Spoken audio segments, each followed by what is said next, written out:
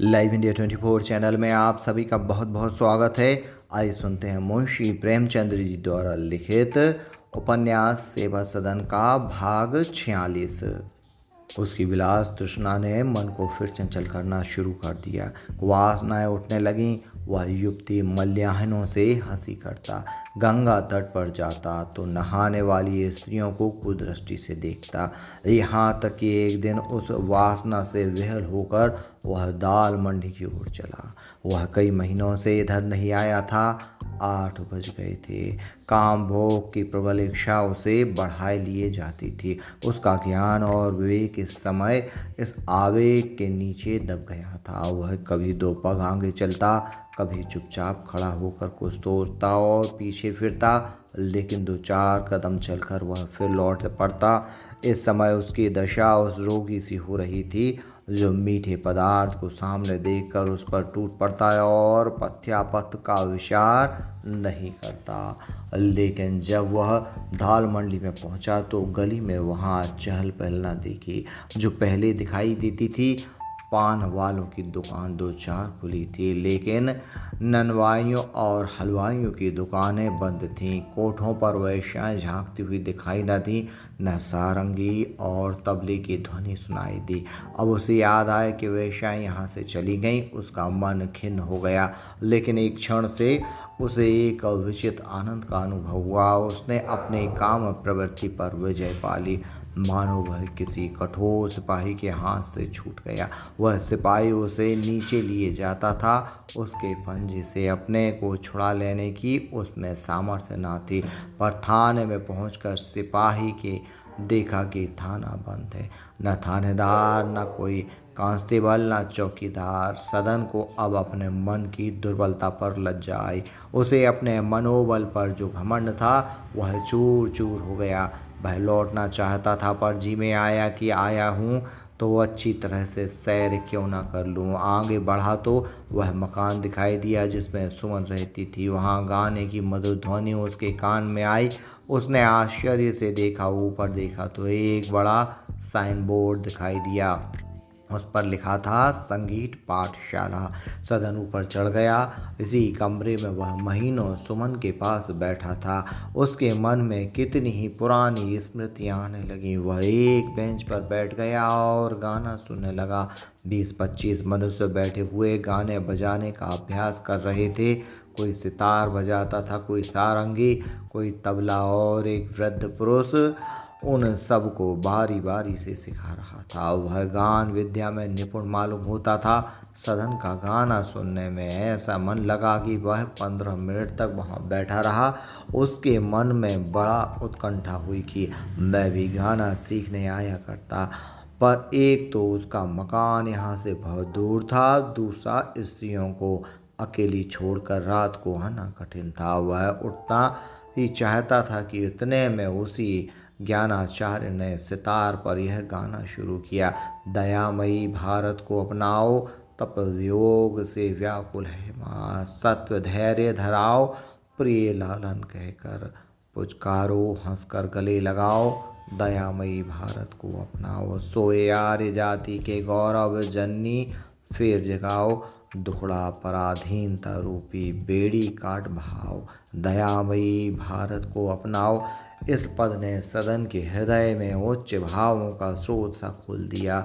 देशोपकार, जाति सेवा तथा राष्ट्रीय गौरव की पवित्र भावनाएं उसके हृदय में गूंजने लगीं। यह बाद ध्वनि उसके अंतर में भी एक विशाल ध्वनि पैदा कर रही थी। जगजननी की दयामयी मूर्ति उसके हृदय नेत्रों के सम्मुख खड़ी हो गई। एक दरिद्र, दुखी, दीन क्षीण बालक दीन भाव से देवी की ओर ताक रहा था और अपने दोनों हाथ उठाए सजल आंखों से देखता हुआ कह रहा था, दयामयी भारत को अपनाओ। उसने कल्पनाओं में अपने को दीन कृषकों की सेवा करते देखा। वह जमींदारों के कारिंदों से विनय कर रहा था कि इन दीन जनों पर दया करो। कृषकगण उसके पैरों पर गिर पड़े थे। उनकी स्त्रियां उसे आशीर्वाद दे रही थीं। स्वयं से कल्पित बारात का दूल्हा बना हुआ सदन यहाँ से जाति सेवा का संकल्प करके उठा और नीचे उतर आया। वह अपने विचारों में ऐसा लीन हो गया था कि किसी से कुछ बोला। थोड़ी ही देर चला था कि उसे सुंदरबाई के भवन के सामने बहुत से मनुष्य दिखाई दिए। उसने एक आदमी से पूछा, यह कैसा जमघट है? मालूम हुआ कि आज कुंवर अनिरुद्ध सिंह यहाँ एक कृषि सहायता सभा खोलने वाले हैं। सभा का उद्देश्य होगा किसानों को जमींदारों के अत्याचारों से बचाना। सदन के मन में अभी अभी कृषक के प्रति जो सहानुभूति प्रकट हुई थी वह मंद पड़ गई। वह जमींदार था और कृषकों पर दया करना चाहता था, पर उसे मंजूर न था कि कोई उसे दबाए और किसानों को भड़का कर जमींदारों के विरुद्ध खड़ा कर दे। उसने मन में कहा, यह लोग जमींदारों के सत्वों को मिटाना चाहते हैं। द्वेष भाव से ही प्रेरित होकर इन लोगों ने यह संस्था खोलने का विचार किया है, तो लोगों को भी सतर्क हो जाना चाहिए। हमको अपनी रक्षा करनी चाहिए। मानव प्रकृति को दबाव से कितनी घृणा है। सदन ने यह ठहरना व्यर्थ समझा। 9 बज गए थे। वह घर लौटा। संध्या का समय है। आकाश पर लालिमा छाई हुई है और मंद वायु गंगा की लहरों पर क्रीड़ा कर रही है, उन्हें गुदगुदा रही है। वह अपने करुण नेत्रों से मुस्कुराती है और कभी कभी खिलखिलाकर हंस पड़ती है। तब उसके मोती के दांत चमक उठते हैं। सदन का रमणीय झोपड़ा आज फूलों और लताओं से सजा हुआ है। दरवाजे पर मल्लाहों की भीड़ है। अंदर उनकी स्त्रियां बैठी सोहर गा रही हैं। आंगन में भट्टी खुदी है और बड़े बड़े हांडे चढ़े हैं। आज सदन के नवजात पुत्र की छठी है।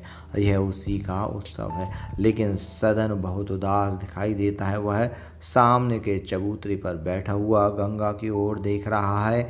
उसके हृदय में भी विचार की लहरें उठ रही हैं। ना वह लोग ना आएंगे। आना होता तो आज 6 दिन बीत गए, आना जाते। और यदि मैं जानता कि वे ना आएंगे तो मैं चाचा से भी यह समाचार न कहता। उन्होंने मुझे यहाँ मरा हुआ समझ लिया। वह मुझसे कोई सरोकार नहीं रखना चाहते। मैं जीऊँ या मरूँ उन्हें परवाह नहीं। लोग ऐसे अवसर पर अपने शत्रुओं के घर भी जाते हैं। प्रेम से न परवाह नहीं है तो दिखावे के लिए आते, व्यवहार के तौर पर आते। मुझे मालूम तो हो जाता कि संसार में मेरा कोई है। अच्छा ना आए।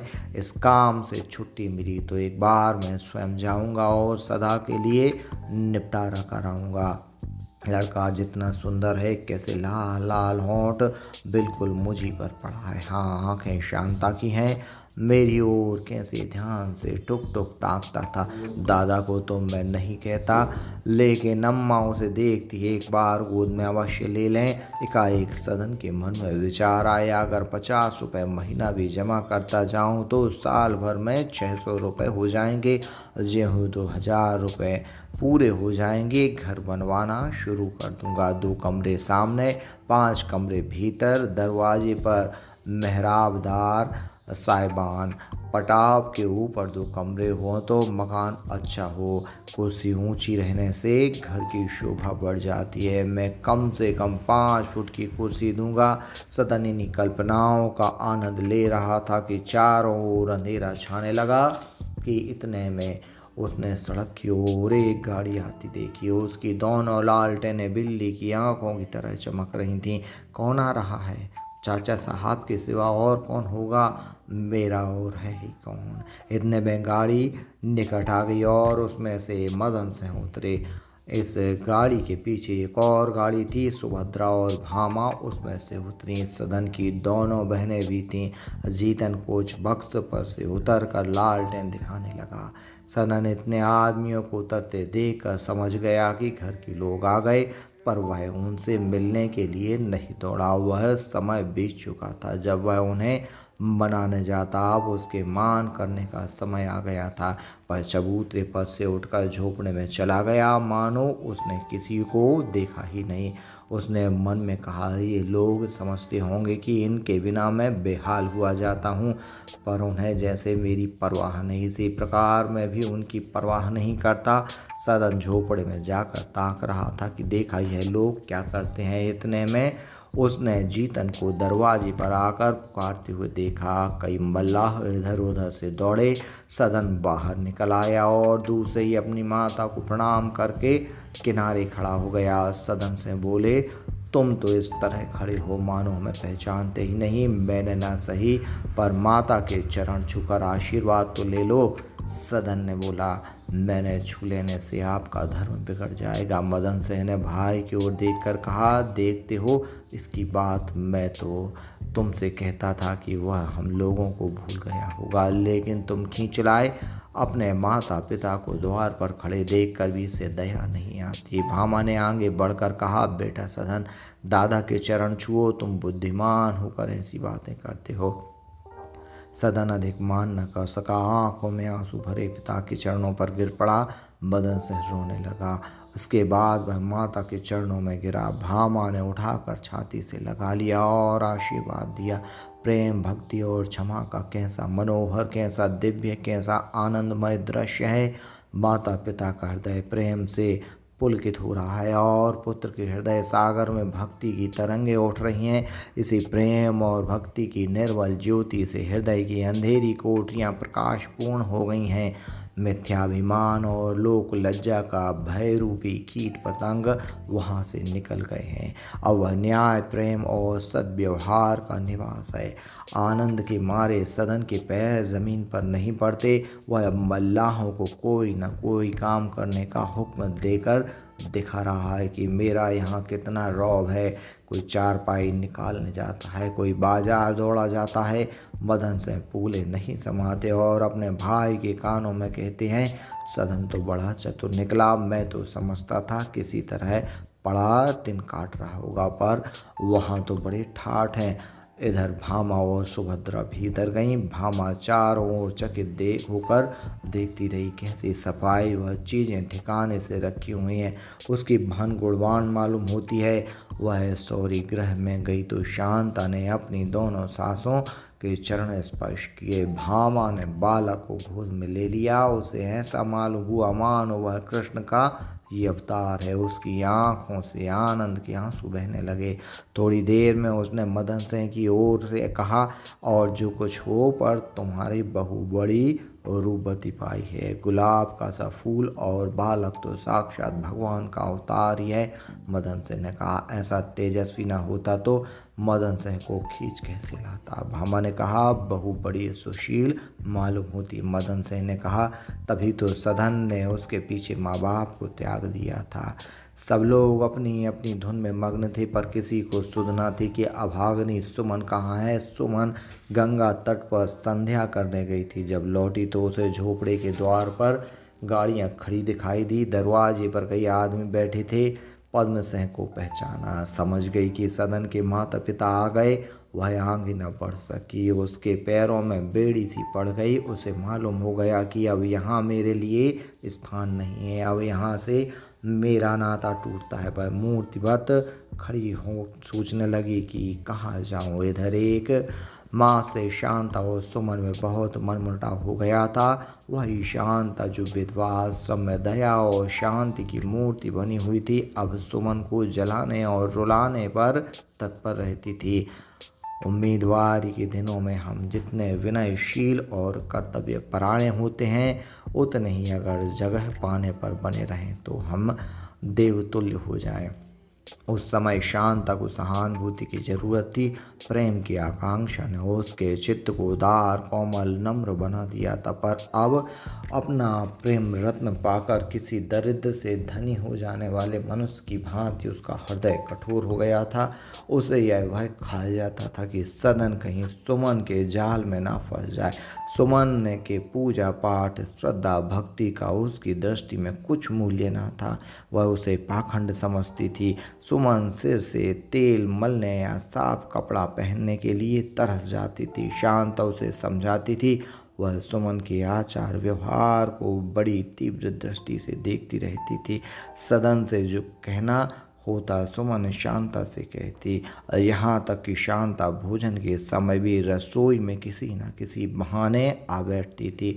वह अपने प्रसव काल के पहले सुमन को किसी भांति वहां से टालना चाहती थी, क्योंकि सौरी गृह में बंद होकर सुमन की देखभाल न कर सकेगी। उसे और अब कष्ट सहना मंजूर था, पर यह दाह न सही जाती थी।